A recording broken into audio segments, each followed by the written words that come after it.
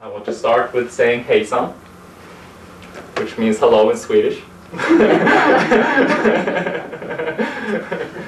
So I truly appreciate you coming, because I know Saturdays usually are a busy day. There's a lot of things going on, so I'm honored that you're willing to spend a couple of hours with me. So thank you very much. And I want to thank Marlene. She's in the back. She's our wonderful host. This is her wonderful home, and she's willing to open it up for us so we could have this morning together. So thank you very much, Marlene. My name is Michael Karlfeldt. I'm a naturopathic doctor. I've been in clinical practice for since 1987, so it's been for a while. I'm born in Sweden, and I'm right now kind of a person that's stuck in between two countries. So I guess is it the Atlantic Ocean that's in between? Yeah, I would think so. Yeah. So I'm still learning how to swim. So I don't know which language should I dream in when I dream, but yeah, it's convoluted. So naturopathy, what is amazing with naturopathy is that it looks on the body as a whole. It recognizes that you cannot affect one part of the body without affecting the other. You cannot isolate one system and work on that and think that you're only going to affect that part of the system without affecting the rest of the body. So that is one thing that is crucial. So you have a lot of more traditional techniques that things that you can just give a medication, and this is the only area that it will affect. And in reality, it will affect everything in the system. So by recognizing that everything works as a unit, then by addressing one area, you know that you then enhance the totality of the body if you address it properly. And by doing that, you will just support the body's own healing mechanism. And that's the second part of naturopathy, is that it believes that the best doctor that we can ever have is our own body. There is no better doctor anywhere. There is no one that is more intelligent than our own body. It's been around for many, many years. Many people have had one. And it's been evolved into this amazing piece of machinery. And the way it was created it's beyond me. So as a naturopath, sometimes the best medicine is to step out of the way and just let the body do what it's supposed to do. There are sometimes those certain factors that can then impede this healing process from taking place. You have chronic infections, quite common, like virus, bacteria, mold, fungus, parasites, and we are surrounded by these all the time. So it's impossible to not be exposed to them. So if one of those puts a little bit too much stress on the body, it can then impede the body's ability then to move towards health.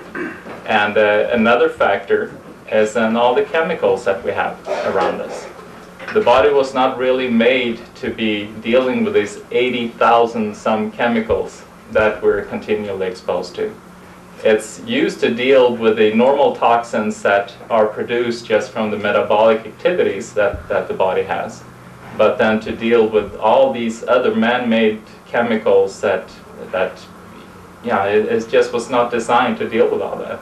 So that is one factor that we have to continually look at. Another factor then are heavy metals that we're exposed to, in addition to just plain chemicals. Heavy metals been around for a little bit longer than these chemicals that we have. So the body knows a little bit more how to deal with them.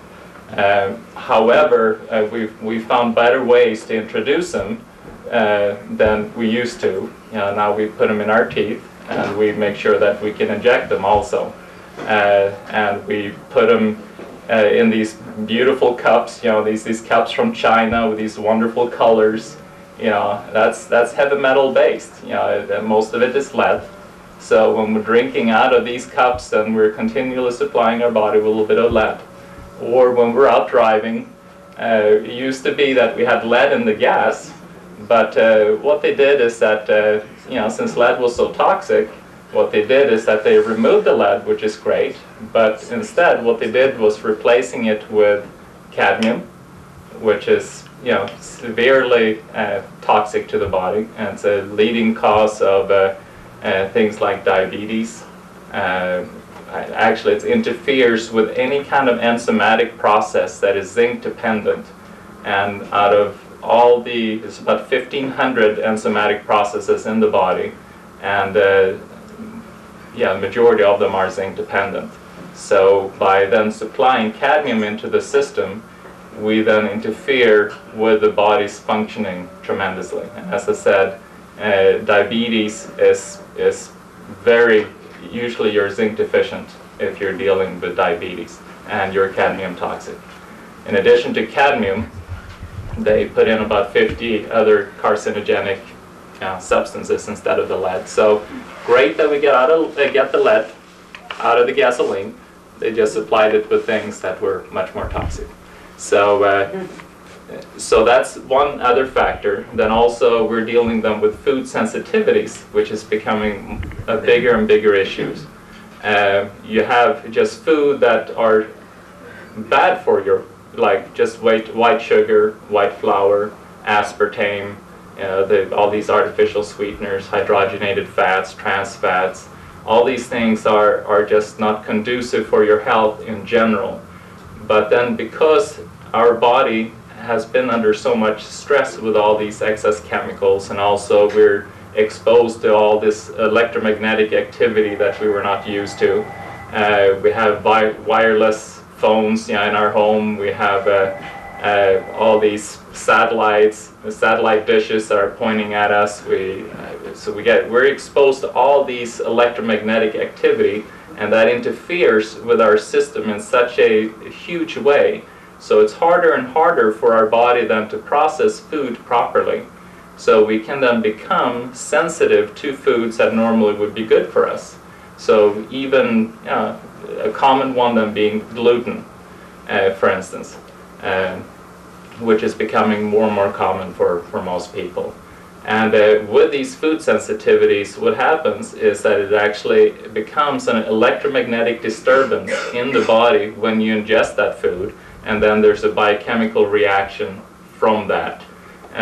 So a lot of times you can have a food sensitivity that really does not show up in the blood, because the body may not be strong enough to produce an antibody against that food, but you have all these electromagnetic activity in the body that disturbs the whole system. The whole autonomic nervous system just becomes completely confused just from eating that food. So you have then the pathogens, you have chemicals, heavy metals, you have different foods, but then also you have, as I was talking a little bit about, certain belief systems, certain traumas, and these things then can be interfering substance, or interfere also from the body functioning properly. So my job as a naturopath then is then to work on assisting the body and removing these interference patterns or interferences in the body. Second, that I need to do as a naturopath is to make sure that once we removed all these interferences, we want to make sure that we can support the body's own ability to heal. We need to supply you with nutrition. So if there's certain things that your body is lacking, we need to make sure that we supply that. So I kind of consider myself as a fireman and a carpenter at the same time. First, I want to distinguish a fire, and then we want to repair the house. So that's what I do. The main point, though, is that the body can heal itself. You have the power to heal yourself. You don't need to, like a car, drop it off at a mechanic and then pick it up, after the weekend. You have the ability to heal yourself. So it's important that you own that power and recognize that power, so that you don't think that healing exists out there somewhere. Healing exists within you.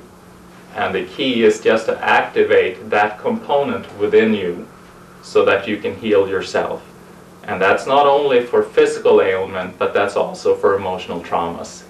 There are parts of your being that know how to heal yourself from traumas, from fear, from anxiety. And it's important to know that you can access that. And the whole key with healing is just to recognize the imbalance and then to activate the component of you that knows how to heal yourself.